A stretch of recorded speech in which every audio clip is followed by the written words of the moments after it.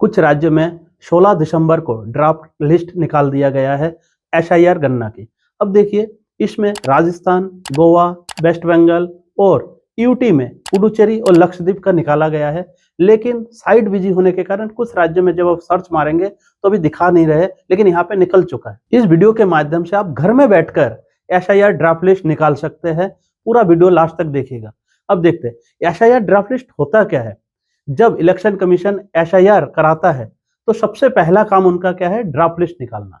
Draft list के माध्यम से क्या होता है कि आप अपनी गलती को सुधार सकते हैं। यदि नाम छूट गया तो आप जोड़ सकते हैं। तो आज इस वीडियो के माध्यम से आप देखेंगे कि ड्राफ्ट लिस्ट निकालते कैसे। देखिए, सबसे पहले आप क्या करेंगे, गूगल में जाएंगे। गूगल में जाने के बाद आप जैसे ऑफिशियल वेबसाइट voters.eci.gov.in पे जाएंगे।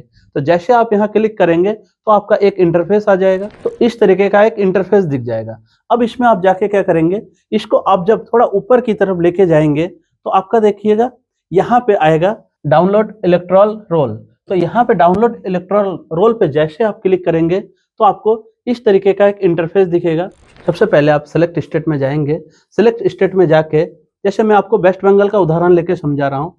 देखिए, वेस्ट बंगाल में क्लिक करेंगे तो जैसे आप वेस्ट बंगाल में क्लिक करेंगे, वेस्ट बंगाल में क्लिक करने के बाद देखिए यहाँ ईयर ऑफ रिवीजन तो 2026 है, तो 2026 यहाँ पे सही है।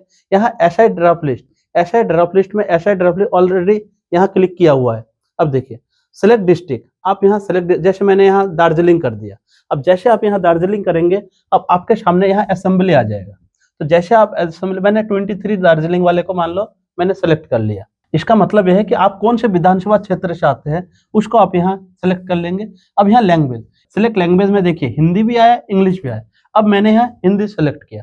अब आप क्या करेंगे, सेलेक्ट करने के बाद आप यहाँ नीचे की तरफ आ जाएंगे तो यहाँ देखिए part number and part name, मतलब आपके गांव का नाम या आप कौन से भाग में। यदि आपको भाग का नाम पता नहीं होता है तो आप अपने भाग का नाम या गांव के नाम से यहाँ सर्च मार सकते हैं।